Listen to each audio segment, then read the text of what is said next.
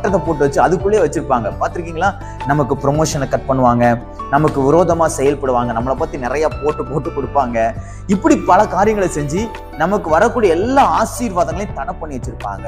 ஒருவேளை நம்ம குடும்பத்துல இருக்கிறவங்க கூட நம்ம மேல பொறாமைப்பட்டு சில விதமான காரியங்களை தந்திரமா நமக்கு செஞ்சு வச்சிருப்பாங்க. பார்த்திருக்கீங்களா?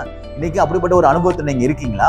இப்படிப்பட்ட ஒரு கட்டோடு, இப்படிப்பட்ட ஒரு சூழ்நிலையில இருந்து என்னால வெளியே வர முடியலையே, நான் மனசுல நினைக்கிறத என்னால செய்ய முடியலையே, அவ்வளவு பிரச்சனையில இருக்கிறேன், அவ்வளவு சூழ்நிலை எனக்கு தலைகீழாக இருக்குன்னு சொல்லி வேதனையோடு இருக்கிற உங்களை பார்த்து கர்த்தர் இன்றைக்கு பேசுகிறார். நியாயாதிபதியின் புஸ்தகம் 15ஆம் அதிகாரம் 14வது வார்த்தையை நான் உங்களுக்காக வாசிக்கிறேன்.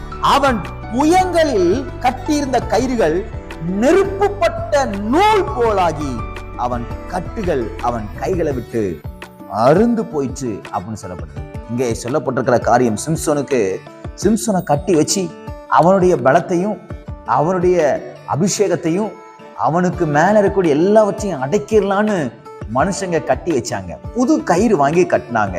இன்னைக்கு புது தந்திரங்களை பயன்படுத்தி, புது யுக்திகளை பயன்படுத்தி பலவிதமான சேட்டைகளை, பலவிதமான தடைகளை, பலவிதமான கட்டுகளை உங்களுக்கு விரோதமா அவங்க செஞ்சுக்கிட்டு இருக்கலாம். பயப்படவே பயப்படாதீங்க. கர்த்தருடைய ஆவியானவர் அவன் மேல் இறங்கி, இந்த வசனம் அப்படிதான் சொல்லுது. அவர் இறங்குற உடனே அது புது கயிறா இருந்தாலும் அது எப்படி அருந்து போச்சா, நெருப்புக்கு மேல படுற நூல் மாதிரி டப்பு டப்பு டப்பு டப்புன்னு போயிடுச்சு.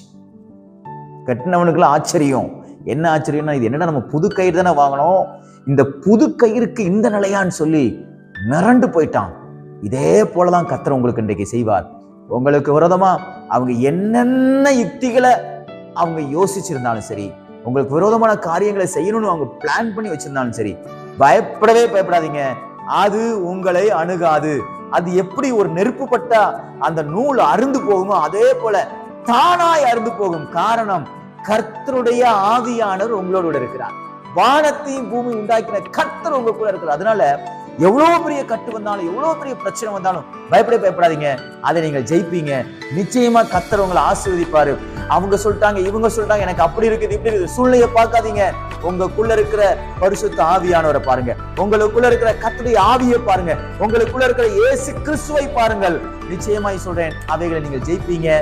அவைகள் உங்களை ஒன்று சேதப்படுத்தாது, அவைகள் ஒன்று உங்களை வேதனைப்படுத்தாது, அவைகள் ஒன்று உங்களை தடை செய்ய முடியாது. காரணம், தேவன் உங்களுக்காக யுத்தங்களை செய்து உங்களுக்கு அற்புதங்களை செய்வார். இன்னைக்கு ஒரு அற்புதத்தின் நாள், இன்னைக்கு ஒரு விடுதலை நாளாக தேவன் உங்களுக்கு மாற்றி கொடுப்பாராக. கர்த்தர் உங்களோடு உணர்ந்து உங்களை நடத்துவாராக. God bless you.